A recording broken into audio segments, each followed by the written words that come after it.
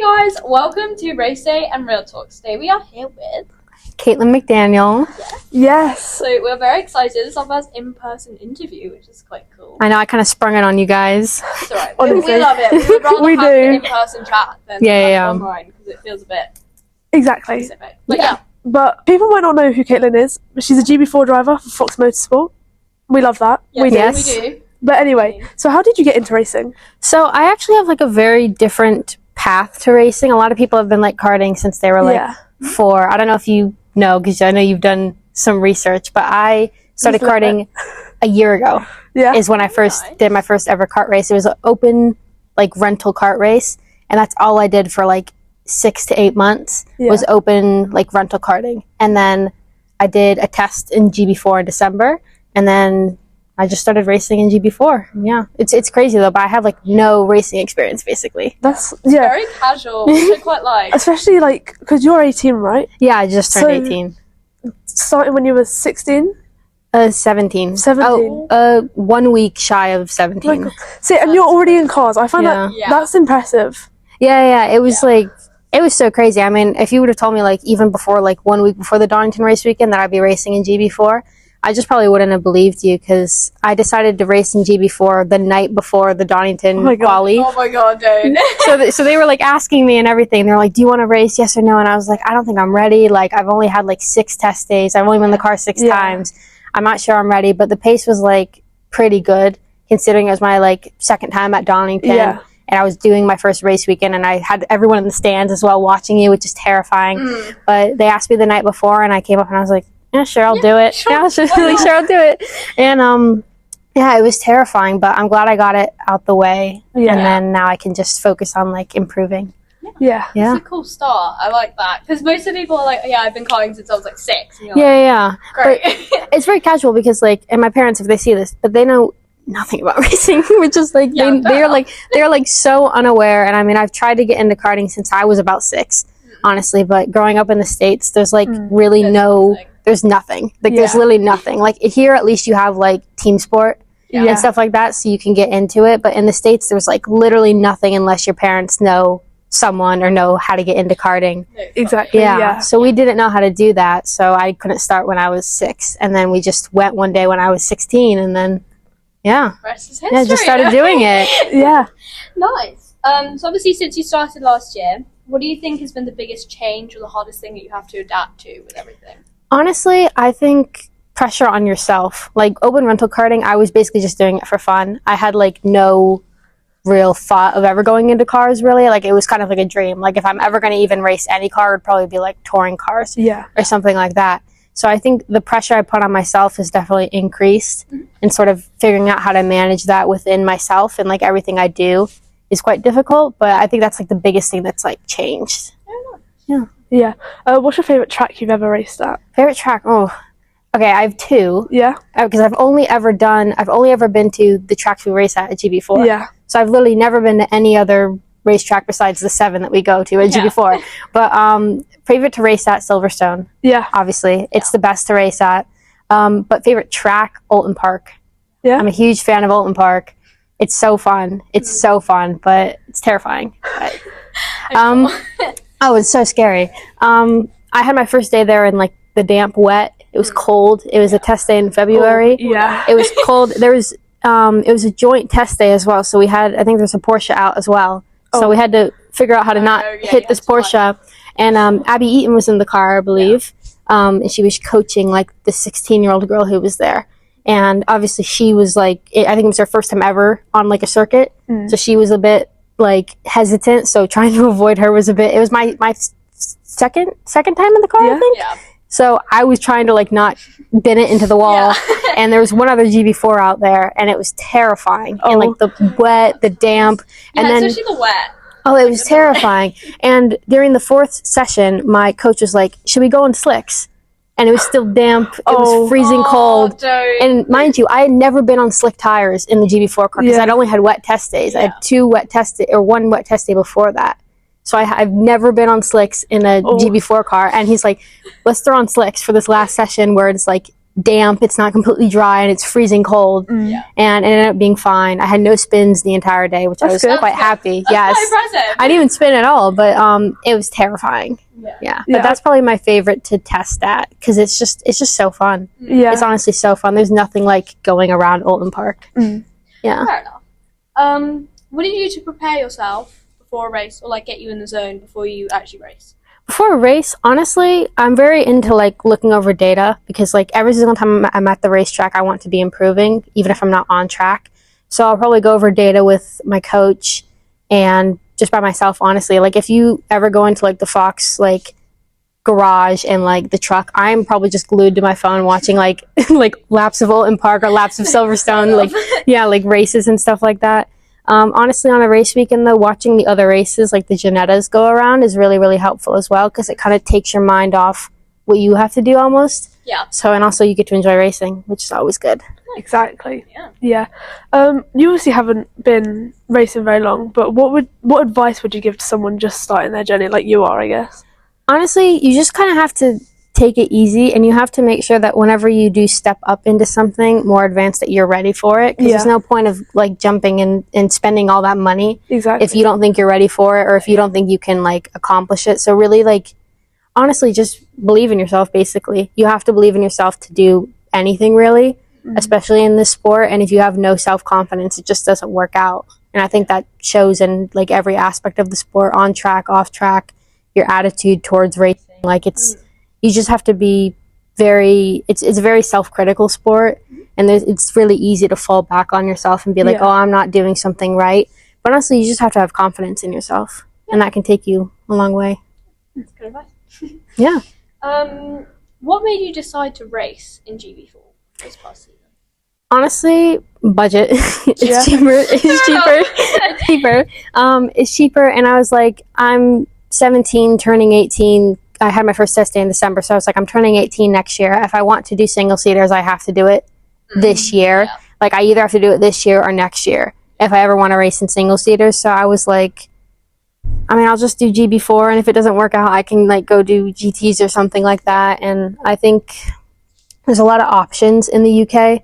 Yeah. So, like, I was thinking about doing Fiestas. Yeah. Before, I was thinking about doing, what else was it? Ginettas as well was on the table as well. But I was like, I want to do single-seaters for the experience and everything like that, and wherever it takes me is wherever it's meant to be. So I'll just try right now, and if it doesn't work out, I can just find something else. Yeah. Yeah. Yeah, I mean, I've seen you want to go to F1 Academy eventually. Obviously not eventually, but Ava Dobson got a chance in F1 Academy. Could you see yourself doing something like that in the next couple of years, I guess? Yeah, honestly, F1 Academy is not like the center of of my racing. Like, of course, if I ever got offered, I would not do it next year. No. I don't think I'm ready to do it next year.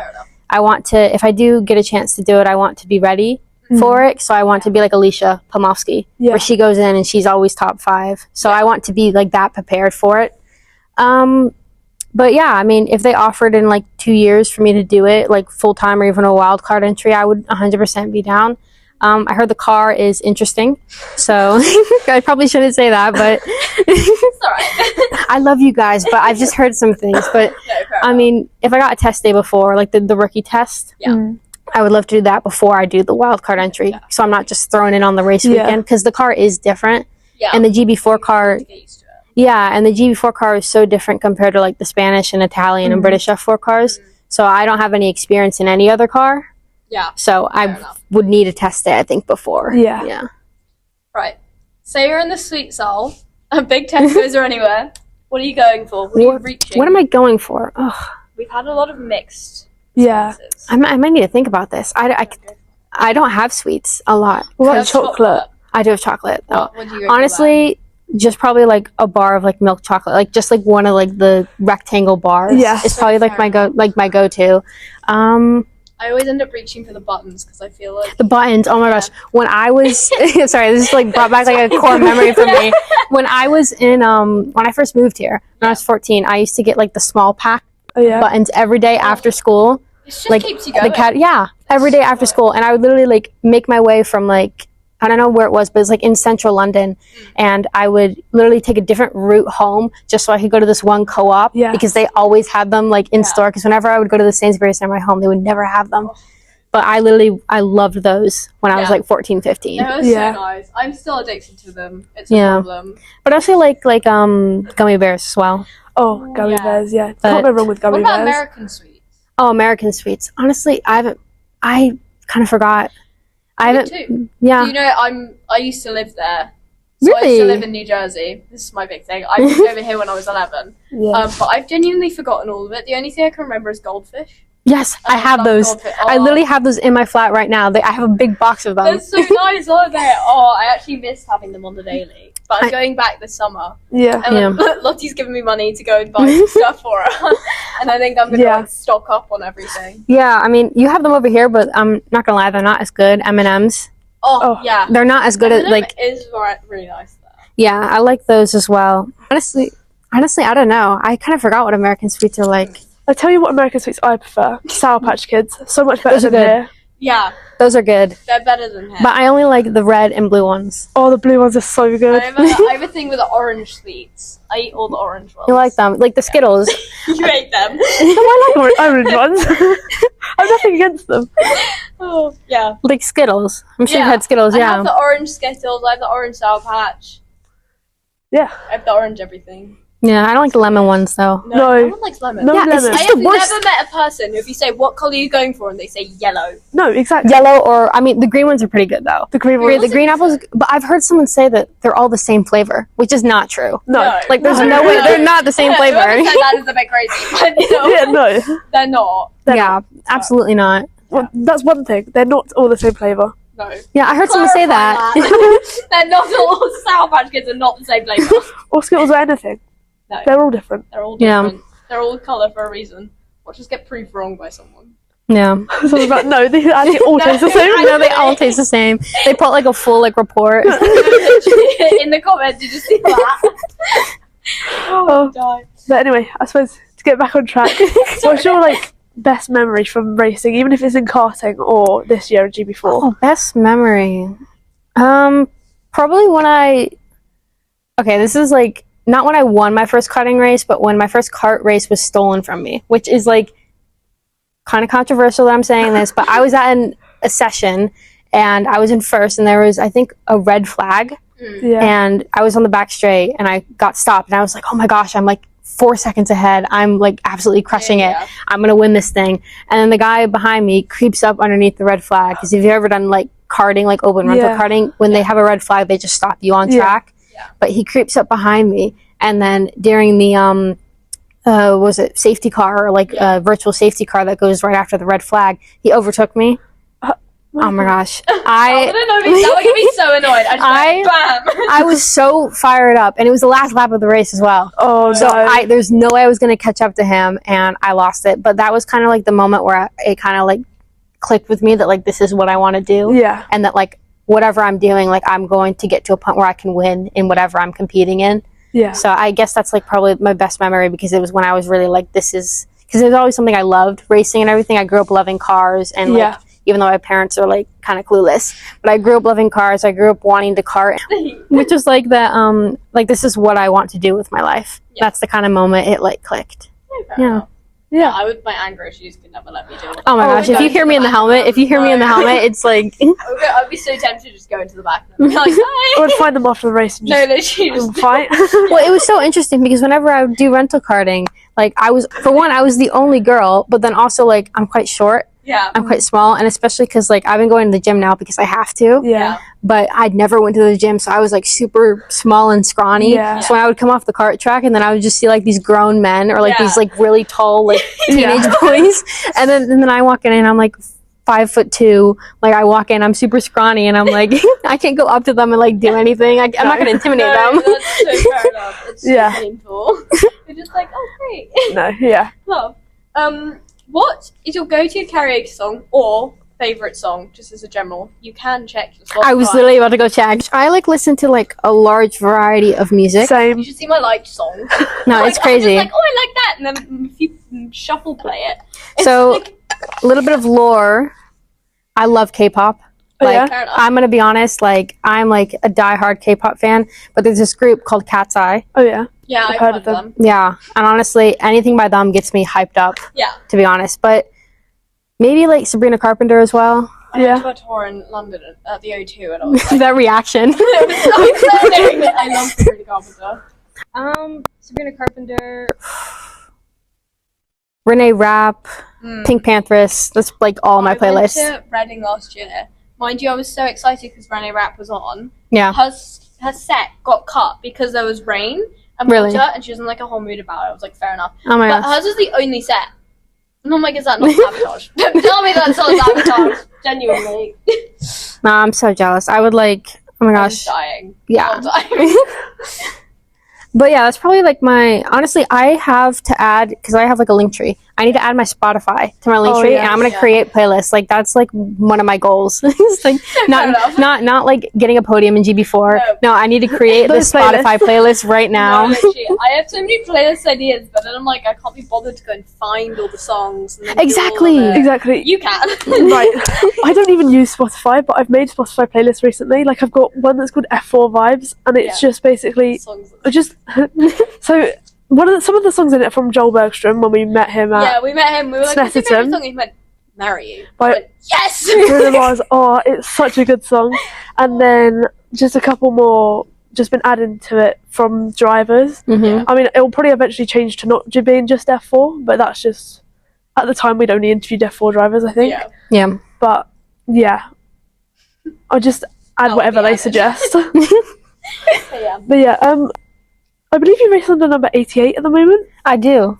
But if you were to pick any number to race under, what would you pick? 35. Yeah? But it's taken by Isaac Phelps. Oh. Yes. There's a rivalry. Yes. 35 is my number because it was the first car I ever raced. Yeah. So that's like my number. And then I got so disappointed when they asked me again the night before Donington. They were like, you need a race number. We can like get it for you. Just tell me what you want to race with. And we looked at what they had, and I was like, oh my gosh, it's taken already. So then I just picked, a lot of people think I did it because of Lewis Hamilton, 88, but I just picked it because I like the number. No, it's actually such a nice number, and people hate on like 8s and stuff, but 8's my favourite number, so I'd pick something with an 8 in it. I kind of only picked it though because Amna Alkabezi.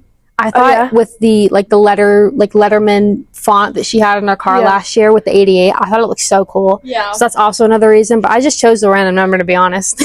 Yeah. I would be like that. I was just like, that's my eyes, that one. I was like, mine's already taken. I'll just take anything. No, literally, that's exactly. Fair enough.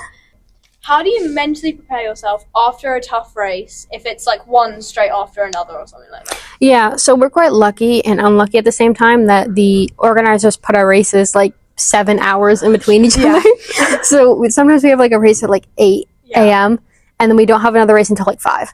Yeah. And it's it just sat there, like sometimes like if you have like a bad race though, I think it's really good because it gives you time to reset. So I quite like that. But like if you have a good race, like the last thing you want to do is be waiting around for like 7 or 8 hours where you have to wait.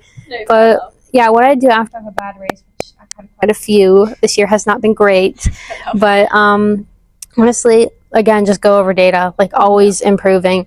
Take a walk around the paddock with my headphones on. That's like literally, there's nothing. Put some hot glasses on. There's nothing, and tell me to pose this time. But there's nothing better than just like walking around the paddock, I feel, and watching the other races again.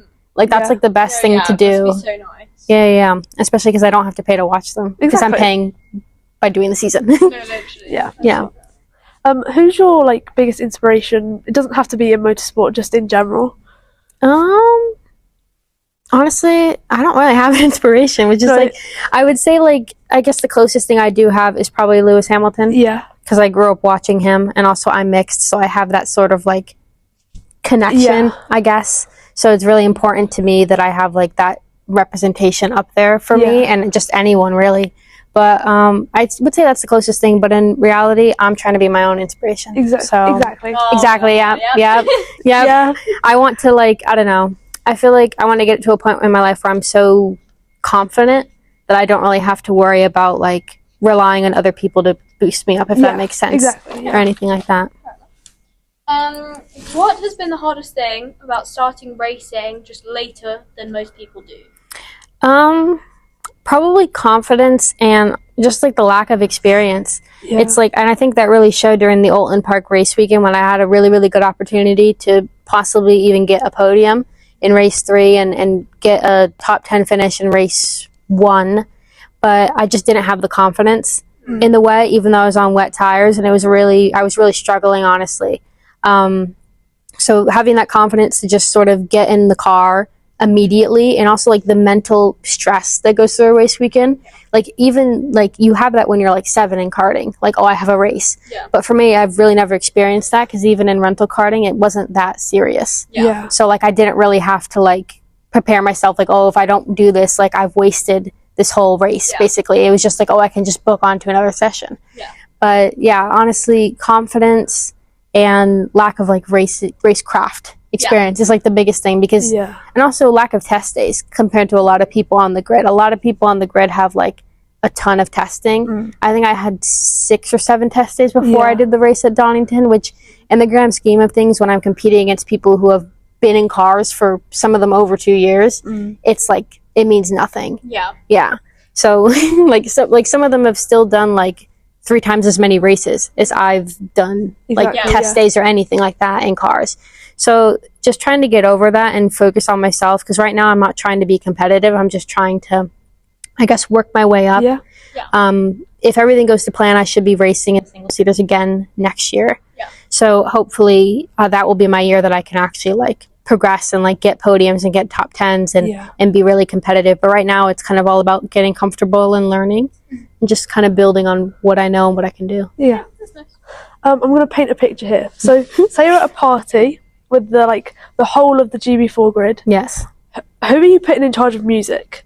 Oh, who am I putting in charge of music? I'm going to be honest, I don't know most of the GB4 grid that well, but I feel like Ava Dobson has some good music. I've seen on her little what's it called, like the Instagram bubble thing or whatever. She plays some good music sometimes. So I probably her, honestly. Her or Jason Purple. Which is kind of a wild answer, but or me. Always put yourself up there. You know you're going to enjoy the music.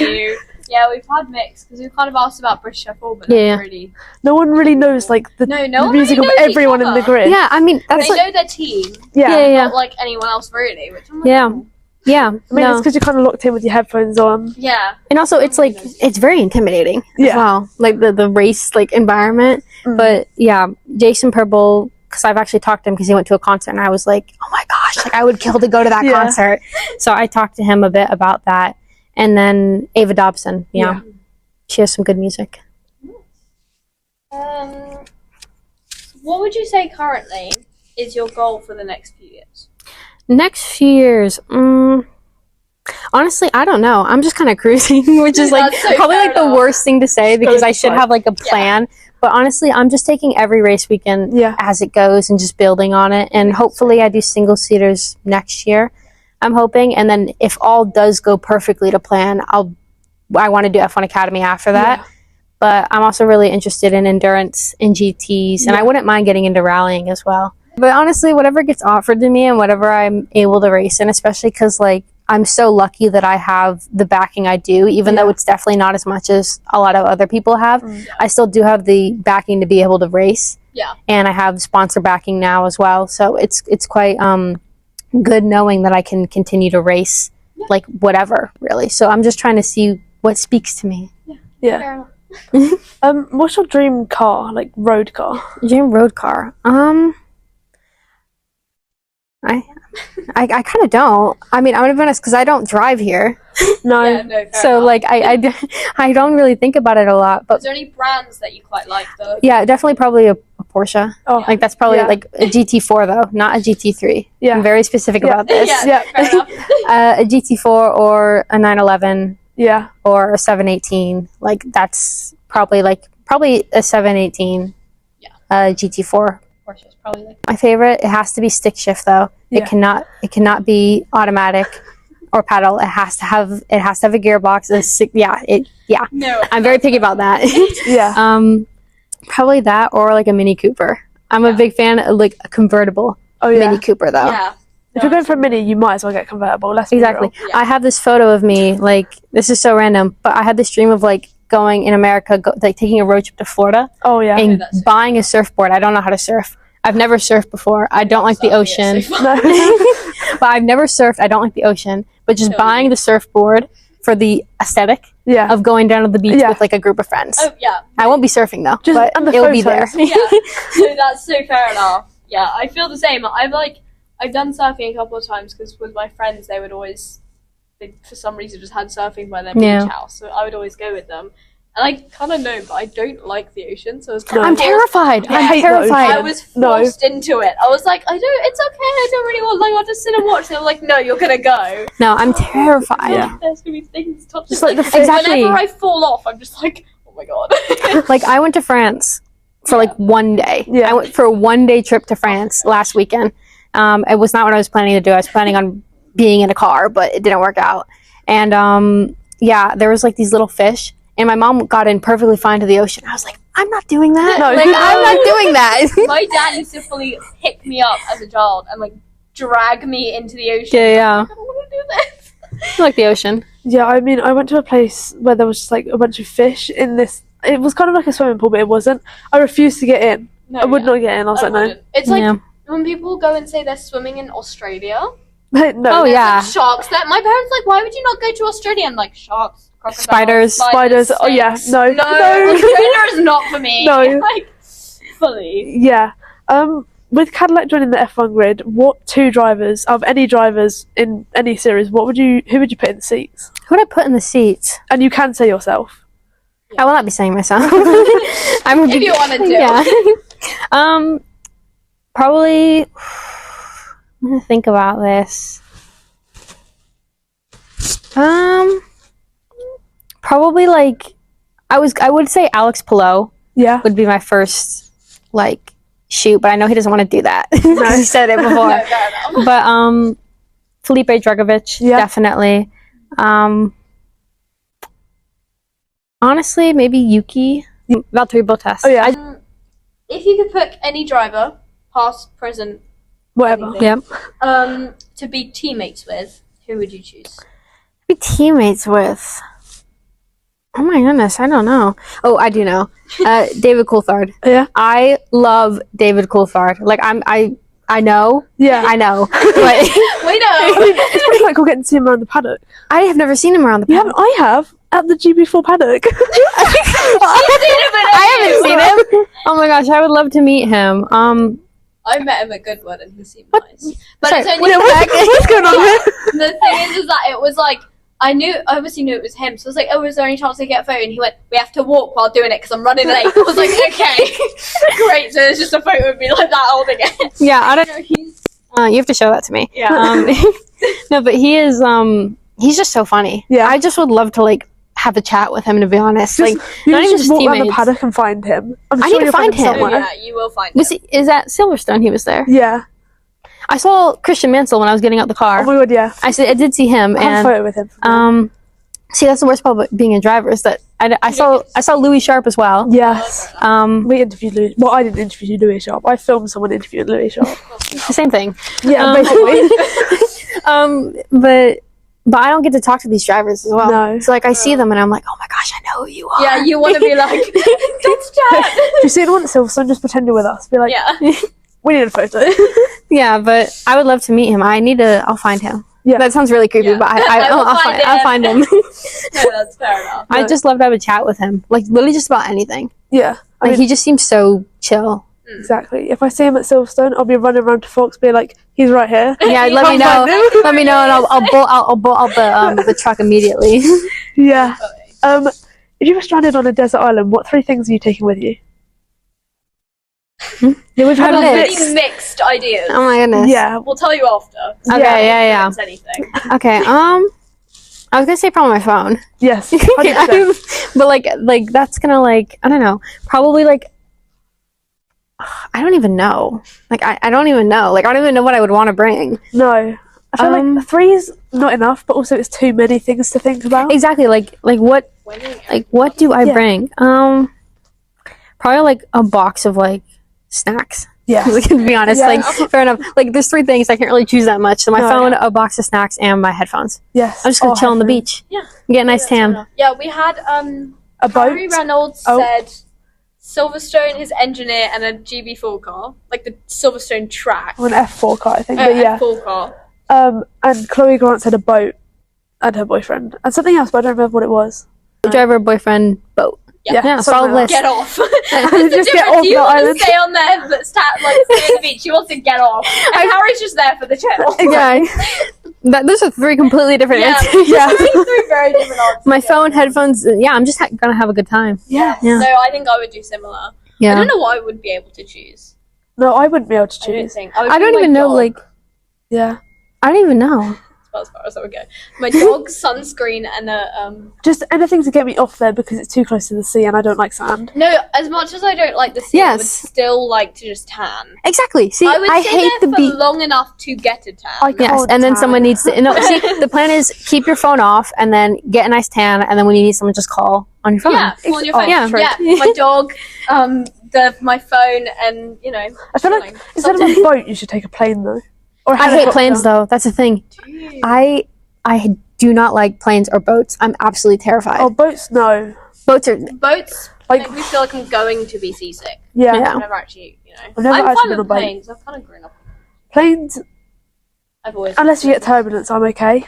I had really bad turbulence when I was like 6, and my sister was like in the corner having a fun time, and I was just out there like crying my eyes out. I think it's more because my sister hates planes, so I've just been like, oh, it's fine. It's alright. We're just flying. No, that's fair enough. I know. What has been your favourite part about competing in GB4 so far?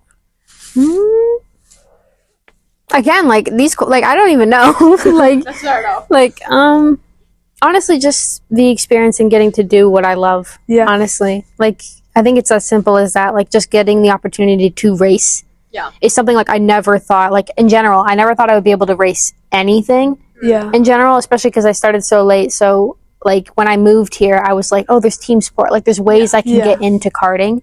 Yeah. But like honestly, I was like, I'm 14. Like there's no point. Like I just shouldn't even bother because there's no point. So I waited for 2 years, and then when I was 16, I was like, I mean, I'm here. I might as well give it a try. I'm doing nothing basically. Yeah. I had no plans for what I wanted to do after college. So I was like, I don't know what I want to do for uni, so I might as well start racing, and if I like that enough, I can do like commentary or like do something in media or something, or be an engineer.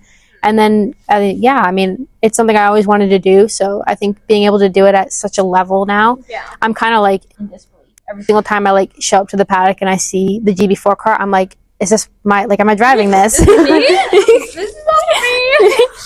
Yeah, that's so fair enough. Thank you for watching. Yeah, thanks, I hope you enjoyed it. Yeah. And check out Caitlyn's socials and her racing because yes. But yeah, see you another week.